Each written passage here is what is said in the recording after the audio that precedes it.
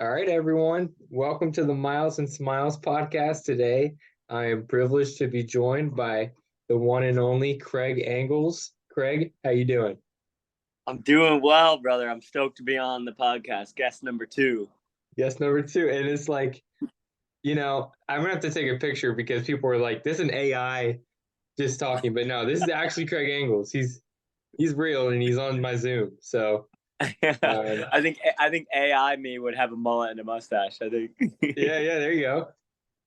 So gonna go straight into it. I think you're in San Juan Capistrano, correct? Super close. I actually don't even know where San Juan Capistrano is. Could be in Mexico. Could be in Colombia. But I'm in San Luis Obispo, California. Okay.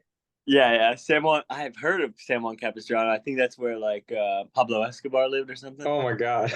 I'm just kidding. I'm just Close. kidding. But yeah, so So I moved to California. I was in Portland for the first 5 years of my pro career, and now I'm here back with my college coach from Ole Miss. sweet.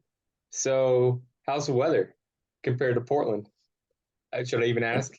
It's a little sunnier, a There little you go. nicer, a little more beautiful. I'm a little more happy. I got a little more vitamin D. There you go. But I'm definitely missing my friends. But weather-wise, you can't get much better than here. Yeah. Got it.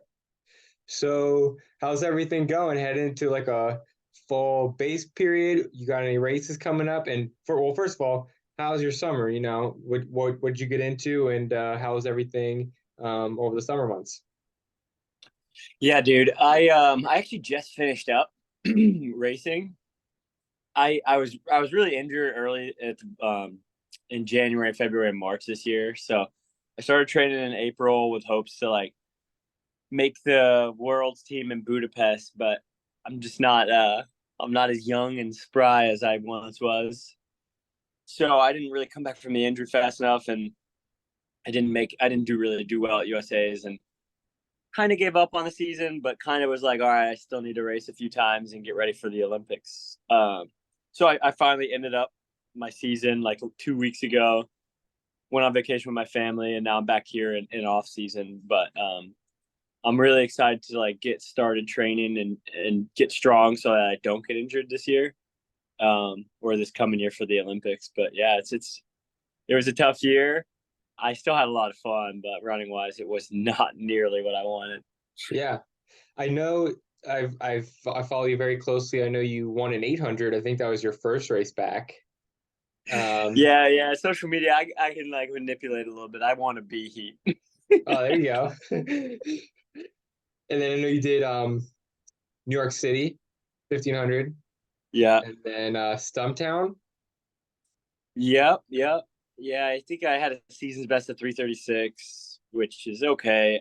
Off of 3 months of training, it's not bad, but I got to be getting down to the low 3:30s if I want to be competitive nowadays. Yeah, man. So in case someone listening to this podcast doesn't already know Craig, if I try to list your accomplishments, it'd take the whole podcast. Um, Not but quite. Craig is a professional Nike athlete, and he's won the U.S. title in 2019 and represented the Stars and Stripes in Doha, placing 10th. And COVID happened, and you come back, get fourth in the Olympic trials, and you're a consistent front runner. We know you're going to be there. It's got the personality, but the podcast is to go a little deeper and get to dive a little more into your personal life and some of your goals here heading into 2024. So, um, aside from racing, like how's training been, and how have things kind of shifted since you moved from Portland? Yeah. Let's see. Oh, sorry, there's a little echo. I don't know what that is, but I yeah, like I said, I got hurt as soon as I moved from Portland, and that sucked. I mean, that put a big damper on I was moving down here to try and get way more serious about running and try and do things right and get motivated and fired up again. And then I got injured, so it was a bummer. But um, I enjoyed living alone for a little bit, and then I met a girl down in San Diego when I was getting rehab on my Achilles, There and you now go. we're dating. Yeah, so Wow. I mean, some good came out of it. There you go. So, what kind of rehab were you doing post? Did you end up having surgery on your Achilles? No, it was partial tearing. Not I wasn't like Aaron Rodgers. Yeah, Not to laugh, tough luck, man. but yeah, it was just partial tearing. So I got a couple PRP injections, which is Mm, they take your blood out, spin it, and then take the platelets and put it back in so that you like get to healing a little more. I don't know how much it did. Like I yeah, ended up taking a week off each time I got one of those, and I think that was more healing than the actual shot. yeah, But then I was seeing a PT down there and doing a lot of strength work for my calves and soleus. But there's not much you could do, honestly. It's a tendon. You just gotta tendon. like let it. Yeah, it's still healing apparently. Like it takes Wow, 10 months to fully heal. wow. So, one of my favorite things about you is, running's your profession, it's your career, but there's so much more to you, and you make that so like apparent. Like, you know, you have all these other interests, and like, so many pro runners are just like to the books. They isolate themselves, but you're the media personality, and that's what everyone loves about you. So during your time coming back, outside of running, have you been getting into anything? I know you were in Arizona for a little bit, did like a group run, but other than like that, like, is there anything else fun going on in the life of Greg? Yeah, I mean, I just love moving, dude. I love new experiences and moving. So when I was like really injured and bored, I got into sewing for a little bit. Cool. Uh, I've always been into golf. Back in Portland, I was renovating RVs. My girlfriend's really good at rock climbing, so I'll go with Wow. her. But I don't know, man. Just like anything that's like out there and moving. If I Yeah. wasn't a runner, I would just be living in a van traveling every single day. So I Wow. try and get as close to that as possible while still maintaining like, you know, Yeah, man. some sort of training. Yeah. Um, if you want to stay on that topic, I was just gonna ask what your overall, you know, thoughts were on this season as a whole. Obviously, Kerr, good friend of yours, had a breakout year. Americans did well. So is it motivating for you to see these guys and be like, I'm gonna be right there? And like, what do you think of the season? Oh my gosh, yeah. It's Kirk, like that's the guy. If anyone was gonna win, I was gonna be cheering for. Like I don't like particularly care for. I mean, I'm not friends like with any of the Americans that made it, so it was cool to see. Wait, who was the third American? Oh, it was Wascom. Yeah, so yeah, I don't know. Kerr is awesome. He has like this crazy mindset, and I know like he's a clean athlete. So I love cheering for him, and I competed with him in college, and we were kind of rivals, but he kicked my ass. So it's cool to see and know that like if I did everything right, like he does, then I could be up there. But I just gotta actually do it and not just talk about it. Right, absolutely. Um, and I know I don't want to make this about living in your past and like highlighting your accomplishments because we know there's so much more to come. I just think it'd be cool to get some perspective. Like you say that not many of the guys talk to each other. So when you make a team in Doha, is there like team tactics going on with you and Blankenship in the final? Like, is how are you guys doing like strides together and like pre-meeting and stuff? Like, how does that work at the championship itself? I think it would depend who made it. Like if Henry Wynn made it or Hobbs Kessler. There's a lot of guys that are like pretty friendly with each other and like we're actually like friends outside of the sport, like David Rivich and stuff. But I don't really know Yared or Cole too well or Wascom. But yeah, it depends who makes it. Then you're definitely chilling. But when I was in Doha, no, it was like I was hanging out with Donovan, who was running the 800, Donovan Brazier. Yep. We were roommates and we were hanging out, and yeah, it was pretty much you're on your own out there. Like it's it's the competition where you don't want friends. Yeah, Absolutely. So I think if you look from 2019, a lot of the favorites are still in there globally. Uh, Jakob, uh, Chariot, but now we're seeing a lot of younger guys. So it's cool to see like Niels Laros and Yeah. Hobbs is still really young. So and just all around, um, like I just turned 21. I started running when I was like a freshman in high school. It's just so apparent the like complete new generation that we're in. It seems like everyone was running 3:30 and that's the new standard. So would you say the same? Like it's just what would you say? Oh man, yeah, you nailed it. Like you got to be running 3:30 if you want to compete up there. Yeah. What does that take? Like I believe you have a PB of 3:32. 3:33, yeah. And which Okay. is honestly like, so A tier is anything under 3:30, B tier is like 3:30 to 3:32, and honestly I'm like a C tier athlete with that PR, but if they train and enjoyed their lives like I did, then Yeah, man. they wouldn't be, you know, they wouldn't be where they are. So now I know what it takes to, like, you kind of got to be a robot. And Mm. I'm not willing to like give up 4 years of my life to do that, but I'm willing to give up one. And I'm going to try and live like Jakob and like everyone who's kind of robotic. I'm going to try and live like them for a year and see how it goes for me. And if it doesn't do well, then I'm just going to go back to being myself and like doing what worked for me, you know? Yeah, man. I can't remember what year it was, but like, the media just takes everything. And you might have mentioned, retiring. And everyone's like, how could you so fit? He has so much more potential. But I think that's so special is like, yeah, running's one part of your life and you're willing to give that time to it, but it shouldn't make your identity. And that's something I've kind of fallen into is like, I'm on Strava 24/7. I'm just constantly in the running and like my town is really small. There's not much to do. So like I wish I was in a city, but it is what it is. And I'm so excited to see your build up this year. And if we want to touch a little more on that, from what I see, you're training with John Rivera and Yeah. your coach Ryan Van Hoy. So are those your two main guys, or is there anyone else in the picture? Um, yeah. So right now I have Johnny Rivera. There's a guy named Davis Bove here. There's Aiden McCarthy. Baylor Franklin's moving out here. So yeah, we got a solid training group. I'm still sponsored by Nike.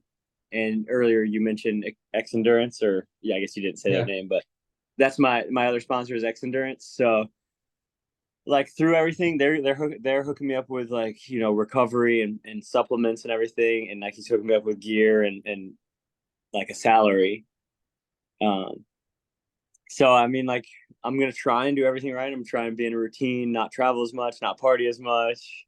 Right. Um, eat right, sleep right, do everything correctly, and like with my sponsors and my training partners, I think like if I do it all right, then I should be a 3:30 guy as well. Absolutely. So you look at like the kind of schedule of a pro. We just had Fifth Ave. Now it seems like everyone's on their break. And so like what super like long term broadly, what are you thinking race wise and training wise and moving forward here? Um, yeah, so I'll get really strong this fall. I think we're gonna end up doing double thresholds and end up racing a 3K indoors and see like how close to 7:30 I can get. And then like move that fitness to indoor, see how close to 350 in the mile I can get. And it's a lot about times, but it's also a lot about competing. Like I'd like to get into Milrose Mile and try and go for the win. But when guys Yeah. like Her, Ollie Hoare, and Yard are in there, it's a tough one. Yeah. Yeah, so I mean, get into some races indoors, run as fast as I can, just have fun and enjoy that, but also like build some like super confidence and momentum. And then outdoors, all eyes are on the trials. Like that's all I care about. I mean, it'd be nice to get a good time in before, but all I care about is the trials. Yeah. Have they set a date yet? Like mid July? Um, I or think it's late June. Yeah, they late haven't said it June? yet, but I've heard through the grapevine it's late June. Okay, cool.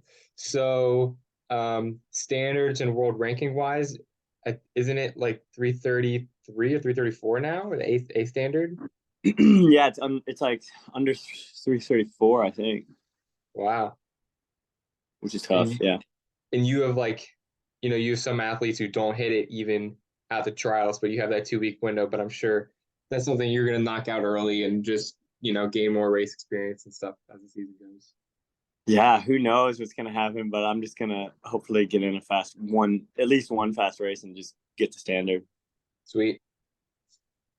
Well, you mentioned living like a robot, and I know some athletes are more kind of confidential about their workouts themselves, but like not just right now, but even your success in high school and college and first 5 years as a pro.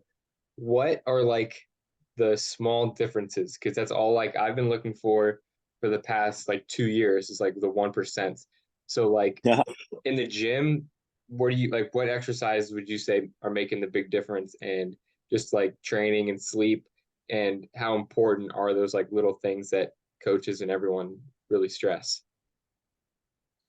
Um, Not to knock anyone, but like those 1% things to me aren't as important as like the mindset. Yeah, A lot of people think that like they're gonna like do all these small things in it and it's gonna add up, but like if you get the right mindset, that's worth like 25%. It's like right. if you just go into every race like with the confidence, or if you go into every workout and stuff with the confidence that like you're the best and you get so fit and then you go into those races with the same confidence, you're gonna do better. I mean, a lot of people race for times and that's not it for me. It's like obviously you have to hit certain times if you want certain things, but if you race to win and you get in every race and try and win, like you're gonna kill everyone that's doing everything right. Yeah, But then on top of that, when you want to like be with the top 1% of people, you got to do everything right. But to me the biggest thing of those smaller things is sleep. And yeah, like that's the thing I've always done right. I've never like taken sleep for granted. I always try and get 8 to 9 or 10 hours of sleep. And I eat all right, but like I'm not obsessive over it. But sleep, I'm like a little obsessive over. yep. I just got Normatex yesterday, Nice. so I'm freaking hype and like ice bathing, like you said, sleep, little things. But like you said, the mindsets, that's a big difference right there. Yeah. Yeah. Um, guess we could shift away from training a little bit. I haven't mentioned that I had the privilege of meeting Craig at the New Gen Nike Pizza event last year. That was amazing. And there were so many pro runners and so many amateur runners, and it was like networking and free pizza and stuff. So, Yeah. did you know that like was going to happen the whole time? And like, what did Nike say to you? And like, what did you have to do? Yeah, dude, that week was chaos for me. Nike was asking me to do something like every single day, like either like go on a run with the public or work with kids or I don't know, do all these things, and that was one of them. And I showed up, and I'm like, whoa, there's like almost every Nike athlete's here. It was pretty cool. Yeah, Yeah, I man. had a good. I mean, I had a really good time. I was just, it was like a little overwhelming. Like I just wanted to enjoy meeting people and stuff, and there was like a naked photo of me in a magazine Yeah, that I yeah, yeah. I'm like, man, this is kind of awkward, but whatever. Uh, yeah, it was a good time. It was a good Yeah, time. man. I have the magazine. New Gen member Matt Wisner. He's one of Yeah, my good friends. He grew up like 15 minutes down the road from me, so like we run when he's home, and I think he's going to be the third guest. Um, nice. Yeah, good so that guess. was dope. And then so I watched the 200 finals. That was the last like day I was there because I was at that New Gen party until like 3, and then I took an Uber at like 6 a.m. to go home.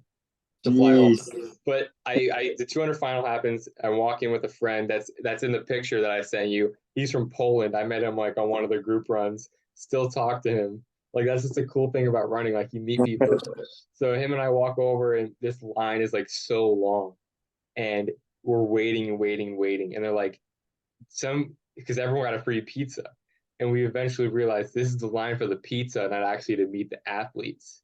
So we ended up just walking around the whole building, and then there's you and Cole and Galen, and you three are like my three biggest, role models in the sport, and everyone's just like, it was so cool to see athletes from a different, like, not on the track.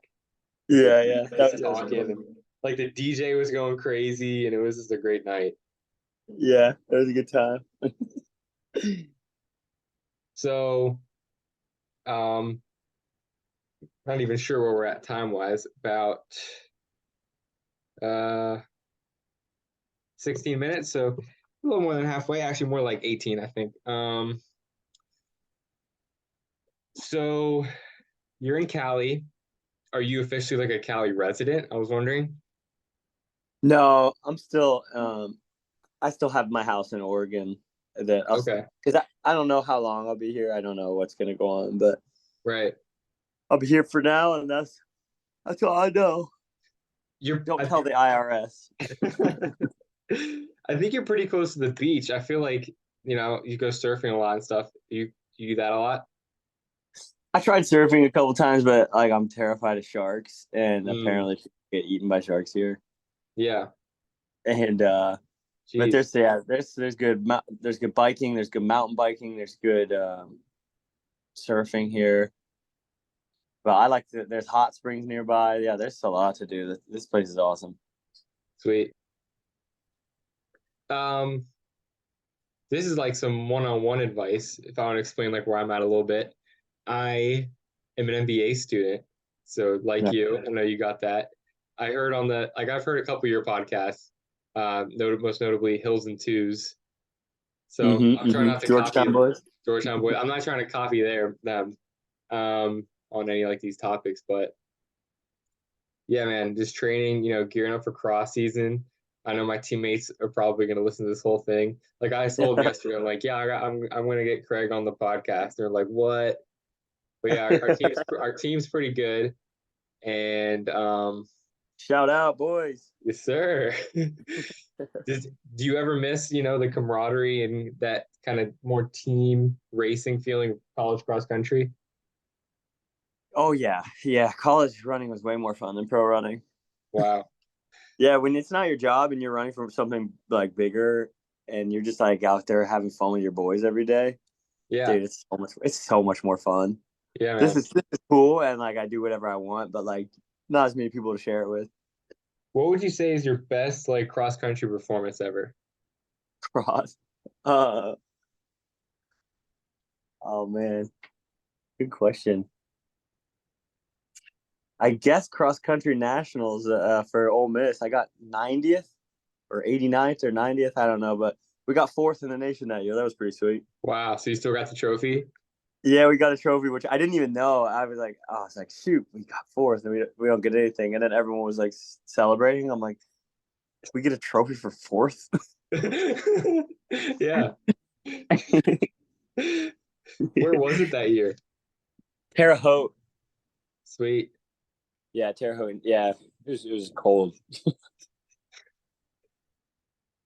So you moved from Portland to California. Is there any like how does that look? Are you taking like one RV? Are you shipping stuff? How'd that moving process go? I left all my RVs in Portland because I didn't know if I would have parking. Wow. Yeah, so I just loaded up my Subaru with like everything I wanted, which wasn't much, and then came down here. Was this the only option? Were there any other, kind of places you were considering? Um, yeah, I was considering like Melbourne Track Club down in Australia for a little bit. Whoa. I was thinking about moving to a very nice track club for a little bit. I looked at joining the Brooks Beasts. I looked at joining Under Armour, but staying with Nike and then going back with my college coach was my best option. Wow. How do those look? Like, do you work through your agent and as a Nike athlete, like, are you allowed to just contact like a Brooks team? Like, how does that look? No, it was like when I was in between contracts, I was just seeing what options were available. Okay.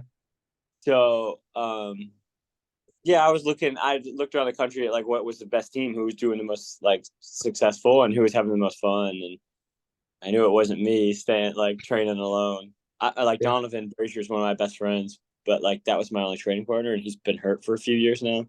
Yeah. Yeah, so I was like, man, I gotta get like into a group or something, like change something up to get motivated. Yeah, man. I'm kind of in the same boat. Like, I'm in the same town I've lived in since I was in sixth grade, and I had the option to leave, and I'm like, I'll just stay one more year and run. And now it's only 8 months, so I'm here and gonna make the most of it, and then see what happens after that. Is the town Um, called Shippensburg or yep, yep. We're let's like go. halfway between Pittsburgh and Philly, and there's Okay, like ship. Amish everywhere. Like no one lives here. It's rough, man. What's your guys like school slogan? Is it like ship away? Uh, like go ship, like anchors up, all that. Ship. Okay, cool. Yeah, man. I think my one teammate. I hope he listens to this. He got a mullet in your honor, and um, don't think we have any current mullet boys, but Yeah. just cross country personality, this out of pocket conversations on a daily basis, and just you know the hooligan activities, I guess. Oh yeah. Yeah. So I know we'll wrap this up quick. I just had a couple more questions um, about like clean sport, and I know you're very transparent about your drug testing and everything. Um, do you think the people we're seeing on the podium, we want to assume they're clean, but like if you can give a number or just kind of like a general your general opinion on, how many people out there are actually clean and like I don't know if you've heard like the gray area substances, but like what do you think about all that? Uh, I don't want to get in trouble, but I think a lot of people are. I don't think many people are like blatantly doping or like injecting EPO or whatever. But sadly, I think a lot of these people are in the gray area, and they're doing Hmm. things they aren't wrong. Like they aren't illegal yet. Like back in the day, EPO wasn't illegal. It was like something people were injecting, and I realized like it could cause premature death. And there's people probably doing things right now that like they're they're gonna be illegal for a reason. It's to protect people like so that they don't die Yeah. young. And I mean, it's sad to say, but I think a lot of people are like probably pushing into the gray area, or and they morally justify it as like, oh, it's not illegal.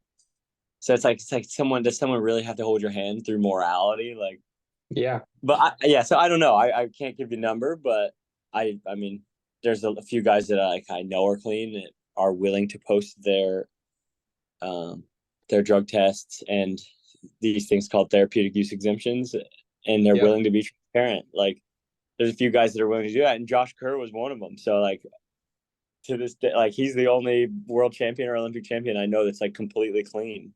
Wow. Like that I'm certain of, like who knows about everyone else. I'd like to infer they're clean, but he's the only one that like proved it. True. Yeah. That's an interesting perspective, and wow, I didn't know that. Yeah. I mean, it sucks that that's like one thing in our sport you have to question. Like, part of me thinks like, just make everything legal and see how fast humans could go. There's only two ways you can go: is like draw a hard line in the sand, or just let everything be legal. Right. And it's tough because then like when you draw a hard line, you have to regulate that line and build a border and like whatever. But Yep. yeah, Cool, man. Dude, I appreciate your time and your insight so much. Don't want to hold you too much longer. So if you just want to do some like rapid fire and just like a, advice slash outro thing, and you can be on your way.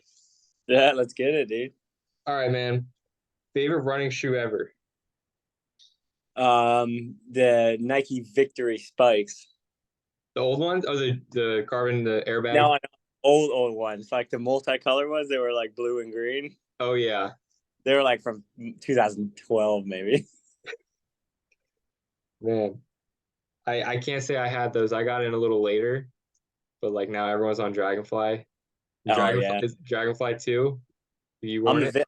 I'm Vic gang, dude. Big I wear gang. the Vickers, yeah. I haven't tried them. More of like a longer guy, but definitely get the times. Okay. What race in your career, if you have a couple, like are you the most personally proud of, even if they weren't the most glamorous?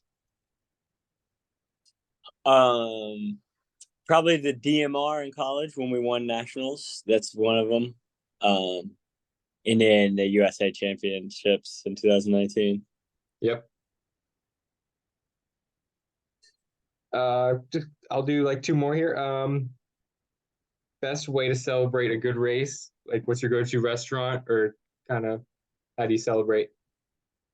With my friends. Just I don't even need to eat. I just want to be with my friends.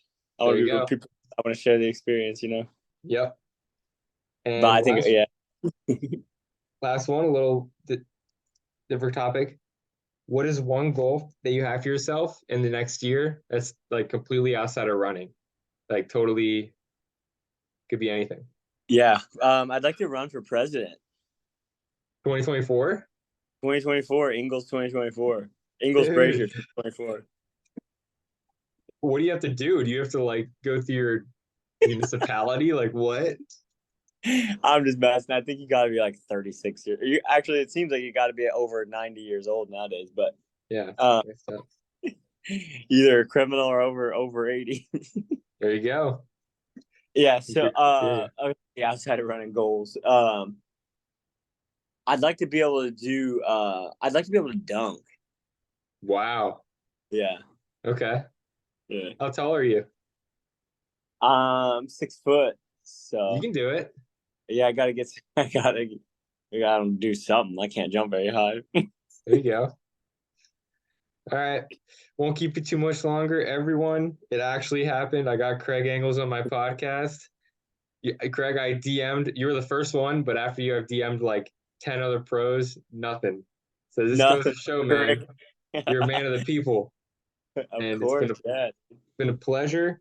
And I hope everyone, learned something. And I think there's a lot to learn from Craig's story, coming back one day at a time. And, even though living like a robot's not fun, if you do it, you'll probably be a pretty damn good runner. So, Craig, if there's anything else, any advice for younger runners, love to hear it, man.